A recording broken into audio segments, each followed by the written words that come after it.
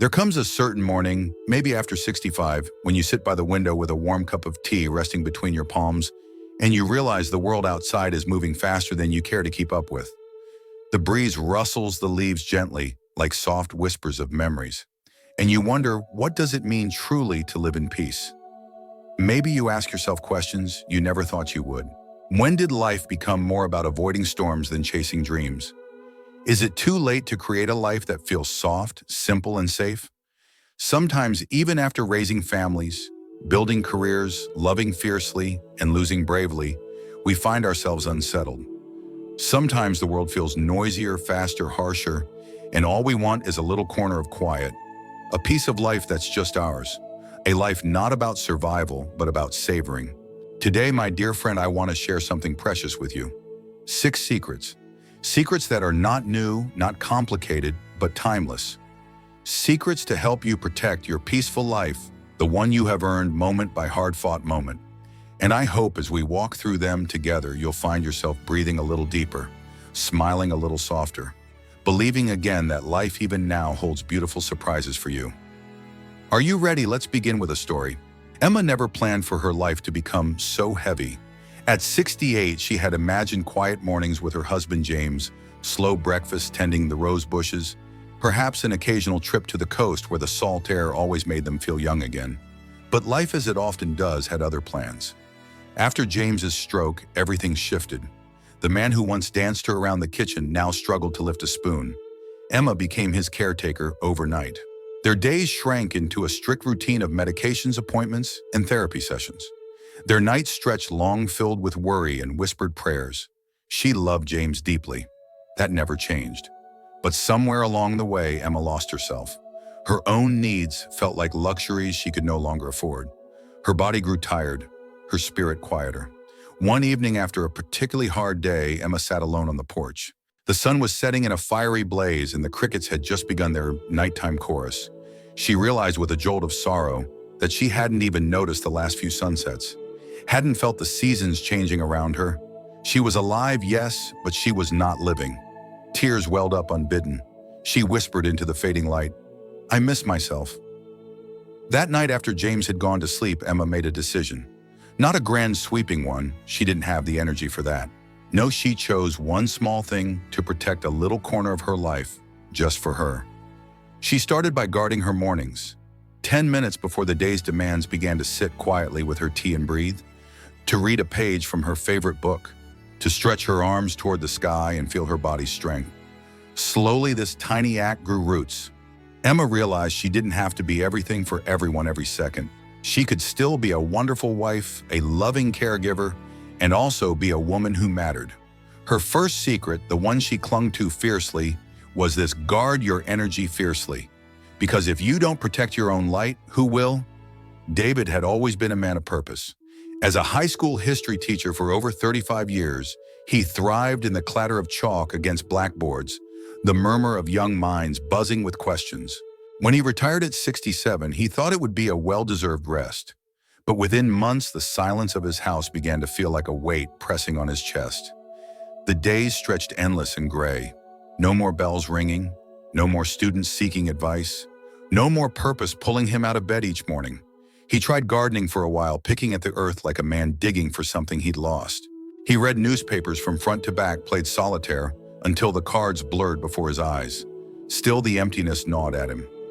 One afternoon, feeling particularly restless, David decided to take a walk through the local park.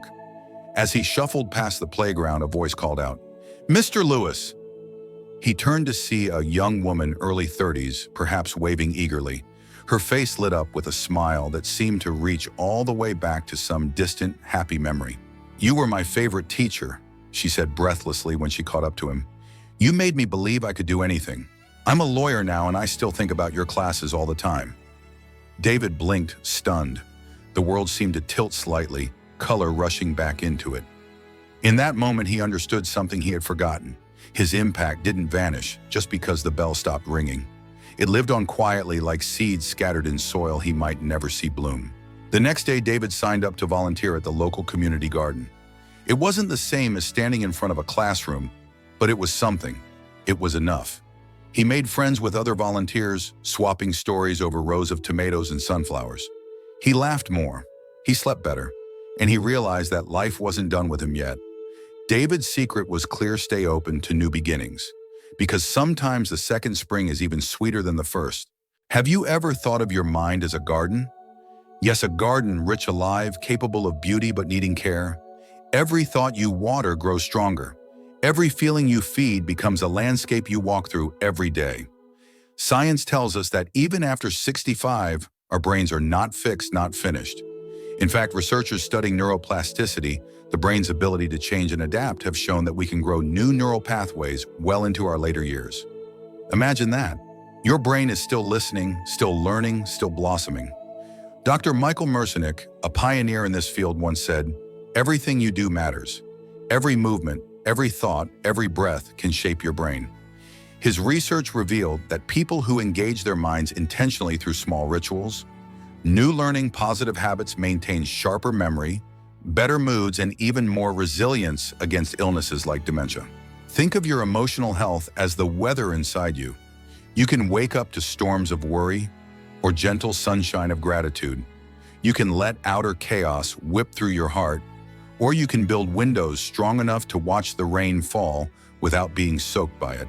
The third secret then is simple but powerful: protect your inner weather. Some storms are not meant to be fought. They are meant to be outweighed under the shelter you build inside yourself.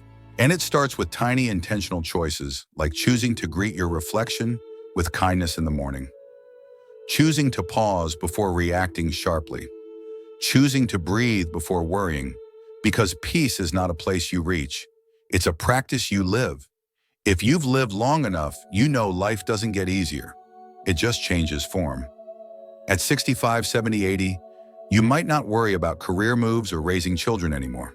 But new worries sneak in, don't they? Loneliness, the quiet sting of being overlooked in a world that worships youth, the betrayal of a body that used to run lift dance without complaint, the grief of losing old friends one by one like autumn, leaves dropping from trees you once climbed together. You might not talk about these struggles out loud. You might brush them aside with polite smiles. But inside you feel them, heavy and real. And it's okay. You're not weak. You're not too sensitive. You are human. One evening, a study published in the Journal of Aging and Mental Health caught my eye. It showed that seniors who allowed themselves to acknowledge their struggles without shame were significantly more likely to report higher overall life satisfaction than those who repressed their feelings. Think about that. The ones who said, "Yes, this hurts, but also, yes, I'm still grateful," lived fuller lives. It reminds me of the trees after a storm, bent maybe, scarred, but still rooted, still reaching for the sun. That's what you are, which brings us to the fourth secret: let go without bitterness. Bitterness hardens the heart, makes every beautiful thing feel sharp and suspicious. But letting go, even with tears, softens the world again. Ask yourself gently, what anger or regret am I still carrying? What would it feel like to set it down just for today? You don't have to forget old wounds. You don't have to pretend everything was fair. But you do deserve to walk lighter into whatever beautiful moments still wait for you. You are not defined by what you've lost. You are defined by what you choose to hold on to and what you bravely release.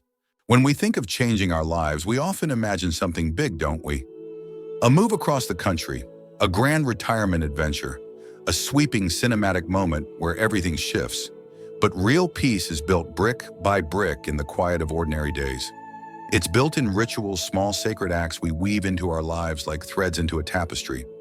You don't need to overhaul everything. You don't need to fix yourself. You only need to begin.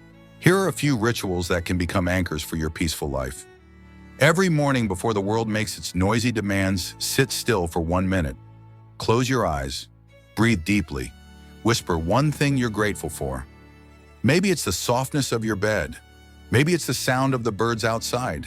Maybe it's simply, "I am still here." This is your morning peace ritual, a gift you give yourself before you give anything to anyone else. Then as you move through your day, practice the art of saying, "I'll think about it." You don't have to agree to every invitation, every favor, every errand right away. You deserve to choose how you spend your precious time. This is your boundaries ritual, protecting your energy not with walls but with gentle gates. And at night, keep a little notebook by your bed. Each evening, write down one moment that made you smile. It could be a neighbor's wave, the scent of fresh coffee, a memory that floated back unexpectedly. This is your joy journal, proof that every day, no matter how heavy, held at least one bright thread. You see, friend peace is not built in marathons. It's built in teaspoons. One small choice, one breath, one smile, over and over until your whole life becomes a quilt stitched with calm. And all of this leads us to our fifth secret: nurture your small daily joys. Because joy is not a luxury for the young or the lucky. It is your birthright. It is your medicine. And the best part, it's never ever too late to begin. Sometimes it helps to know it's not just wishful thinking, that the science backs up what your heart already suspects. One of the most remarkable studies ever conducted on happiness is the Harvard study of adult development. It began in 1938 following two very different groups of men, Harvard students and boys from Boston's poorest neighborhoods, and tracked them for over 80 years. Researchers wanted to understand what truly makes a good life. Was it wealth, success, fame? After decades of interviews, medical exams, brain scans, and endless data, the answer was astonishingly simple. Warm relationships keep us happier and healthier. Not achievements, not bank accounts, not perfect health. Connection, kindness, a sense of belonging. Robert Waldinger, the current director of the study, put it beautifully: loneliness kills. It's as powerful as smoking or alcoholism. On the other hand, good relationships protect our bodies and our brains. Think about that. Every time you call an old friend, every time you laugh with your grandchild, every time you sit beside someone, simply present, you are nourishing not just your heart, but your very cells. You are strengthening your immune system. You are sharpening your mind. You are extending your life. The sixth secret drawn straight from these findings is this: choose your circle wisely.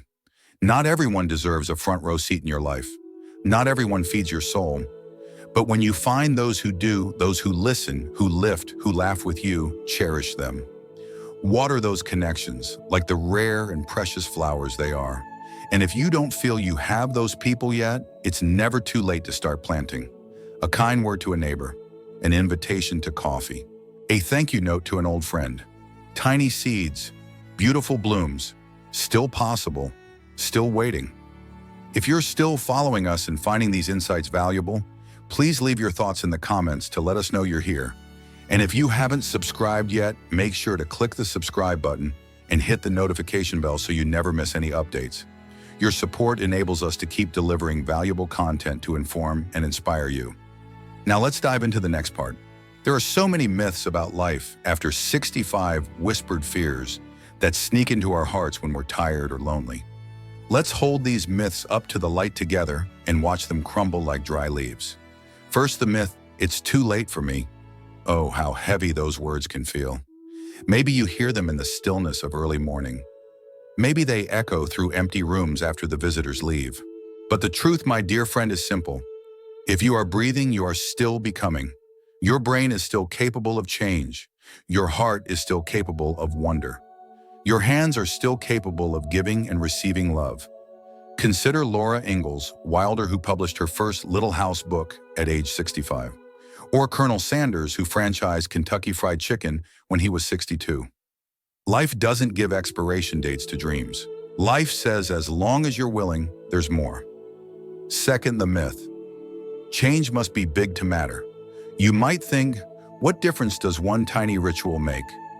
One little act of kindness, one small moment of joy? But remember, oceans are made of drops. Forests are made of seeds. Your life, too, is made of thousands of small choices stitched together like a patchwork quilt. In a fascinating study published by the American Psychological Association, researchers found that micro moments of positive emotion, a shared smile, a kind word, a quick laugh, have a powerful cumulative effect on our mental health. These tiny bright spots, when gathered over time, strengthen our resilience and lift our baseline happiness. So no change doesn't have to be huge. It has to be consistent, tender, intentional. One deep breath when you feel anxious. One pause before you react in anger. One thank you whispered into the morning light. That is how peace is built. Third, the myth. If people really cared, they'd reach out to me. This one stings, doesn't it? Maybe you waited for a call that never came, a visit that was always postponed, a birthday that passed with only silence. It's easy and understandable to feel hurt, to believe that you must not matter anymore. But here's the hard, beautiful truth. Connection is a two-way street. Sometimes we must build the bridge ourselves. Sometimes we are the ones who send the first text, who issue the first invitation, who say, "I miss you." Not because others don't care, but because life sweeps us all into busy, messy tides. Choosing to reach out first isn't weakness. It's strength. It's leadership. It's an act of love for others and for yourself. So if you find yourself aching for connection, I invite you. Pick up the phone. Write the letter. Knock on the door. You deserve the relationships you long for, and sometimes you are the one brave enough to light the way. Maybe today you are sitting with a heart that feels bruised. Maybe the years behind you feel heavier than the ones ahead. Maybe you are wondering whether it's even worth the effort to keep building, keep dreaming, keep loving. Let me tell you this as gently and firmly as I can. You are a miracle. You are proof that life bends and breaks and still finds a way to bloom. You have survived the storms that younger souls have only read about. You have worn love and loss like layers of a well-traveled coat, and you are still here, still breathing, still capable of wonder. Life, my dear friend, is not asking you to sprint anymore. It is inviting you to savor. It is offering you slow mornings and golden afternoons. It is offering you the deep, steady joy of simple things: a bird on the windowsill, a song from your youth, a grandchild's hand in yours. You are not too late. You are right on time. The secrets we shared today to guard your energy, to stay open to new beginnings, to protect your inner weather, to let go without bitterness, to nurture small joys, to choose your circle wisely. These are not distant mountains to climb. They are soft paths leading you home to yourself. And wherever you walk next, I hope you walk with the quiet certainty that you are still growing, still giving, still shining. The world needs your light, perhaps now more than ever. Now, after all we have shared, after all the soft truths and strong secrets laid bare, like treasures on a table, I want to offer you one final simple invitation. Choose one. Choose just one secret that spoke to your heart today. Maybe it's guarding your energy. Maybe it's staying open to new beginnings. Maybe it's nurturing your small daily joys. You don't have to choose them all at once. You don't have to transform overnight. This is not a race. This is a slow, sacred dance back to yourself. Tonight, before you close your eyes, write your chosen secret on a small piece of paper. Tuck it somewhere, close your nightstand, your bathroom mirror, the inside cover of a favorite book. Let it greet you each morning. Let it walk with you each day. Let it whisper encouragement when the world feels too loud. For 7 days, just 1 week, practice honoring that secret. No pressure, no perfection, just presence. And if you feel moved, share it with someone you trust. A friend, a neighbor, even a grandchild. Tell them, this is what I'm choosing for myself this week. You might be surprised at how connection blooms from that one small seed. You might be amazed at how your own spirit softens and strengthens at the same time. Remember, the peaceful life you desire isn't something you have to earn anymore. It's something you are allowed to claim. Right here, right now. No matter where you've been, no matter what you've lost, no matter what aches in your bones or your heart, you are worthy of a life that feels like a soft breath, a warm light, a quiet joy. And it starts with one small, beautiful choice. The next chapter of your story isn't written yet, my dear friend, but the pen is still in your hand. So what will you write starting today? Thank you for being with us today. We'd love to hear your thoughts. Drop a comment below and tell us one thing you learned and how you plan to apply it in your life. Your feedback means a lot to us, so please feel free to share. Reading your comments truly motivates and inspires us. If you found this video helpful, don't forget to like, subscribe, and share. Your support enables us to keep creating valuable content to inform and inspire you. Thanks for watching, and we can't wait to see you in the next video.